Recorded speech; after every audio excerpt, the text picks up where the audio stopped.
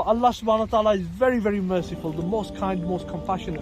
He is always saying, is there anybody that is wanting something from me? You know, I don't read the hadith, but the most closest time or the best time if you want anything from Allah subhanahu wa ta'ala is the Hajj time, because Allah subhanahu wa ta'ala is so close and He asks people, you know, asks His angel, is there anybody that is seeking my pleasure? Every day, including myself, we miss those opportunities, but they are there in abundance. You know, look around you, the world, what Allah subhanahu wa ta'ala has given us. So much ni'mat, so much barakat, you know.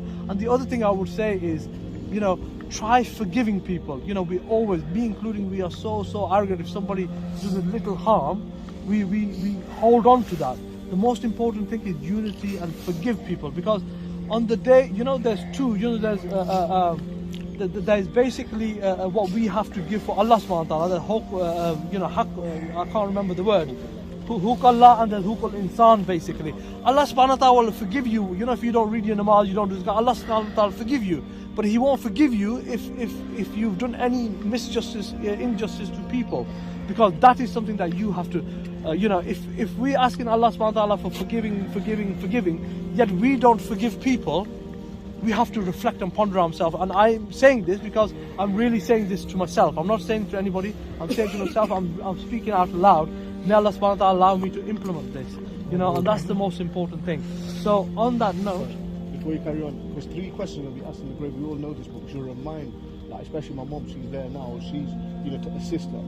So I'm going to say it out loud 3 times, so inshallah, my mom can hear it, so inshallah may it help her. Man Rabbuka, Man Rabbuka, who is the Lord? Allah. Man Dinuka, Man Dinuka, what is your religion? Religion Islam. Man Nabiyuka, Man Nabiyuka, Muhammad sallallahu alayhi wa sallam is our prophet. May Allah make a transition easy. May Allah make, my mom suffered a lot these last 18 months, and she taught us patience, and she's always been very, very true natured. She's always had a good heart, but in the last 18 months I've seen her always in recitation, and what she went through, you know, even able-bodied people like us couldn't go through it. Allah strengthens those who He wants, and you know, 18 months of suffering, may Allah reward her and expiate all her sins. And this is the hadith of Prophet ﷺ in the book of a finger. So subhanallah, man, I see my mum crying in pain, but inshallah the only refuge we have is the pain stop now, and inshallah may Allah make the transition easy for her, Ameen. Make the questions of the grave easy for her, Ameen. And bless the highest ranks in Jannah, and in Barzakh she can meet those who left before her. Her mother, her daughter, my sister and my sister-in-law. People will be there waiting for her on this transition now, welcoming her to keep her comfortable. And I seen a change in my mum's face towards the end, and I could see the illness was taking over her and she was looking weak. But subhanallah, on the day when she breathed her last breath, I want to just go over this because she was in a lot of pain, and then subhanallah, she was at ease because her eyes were closed and she wasn't responding. She was like in a coma state, and she opened her eyes and she looked up, and at that point I thought, is she coming around? Is she going to speak? But then I knew that she wasn't speaking, but she was peaceful, and she stopped breathing for a split second. I thought, subhanallah, I felt a presence in the room, and then she closed her eyes and she kept breathing again. I thought, subhanallah, you could feel like the sacrificial mode was there, but she wasn't in pain. Allah knows, Allah comforted her in the last moments, and then it happened again after about half an hour, and then she looked up to the middle ground, and then subhanallah she went back to breathing again, and the third time subhanallah she come forward, she opened her eyes, and the breath just slowly stopped, and that was it. There was no moaning, no crying. I've seen all this, but at that point I didn't see any of this. The last 3 breaths that she took, I'm a witness to it, and everyone in the room, I had a lot of family there, and everybody sees that she went with ease.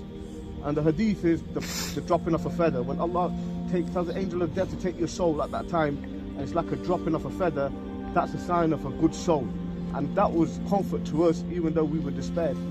But subhanallah, the next day, when she's had her ghusl, which was yesterday, subhanallah, I've never seen my mum looking so beautiful and so innocent, and so she went back, like she went youthful. It's like she went 30 years back in age, and no pain, nothing, and a smile on her face. And all I can say is Allah is true to His word, because we've seen it in front of our face.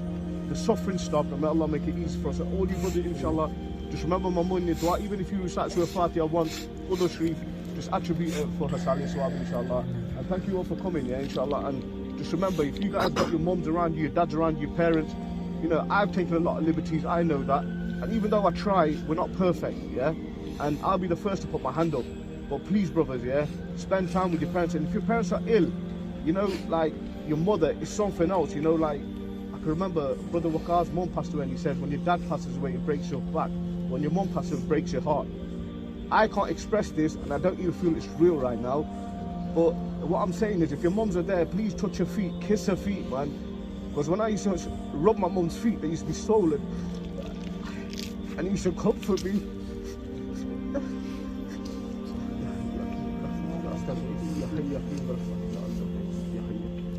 He used to comfort me in a way that no one could comfort me. And, you know, subhanAllah, to kiss your mother's feet, Jannah is there. And I really felt close to my mum at that point, yeah? Please do that, brothers. That's the only nasiya I can give you, inshallah. But Allah make it easy for us.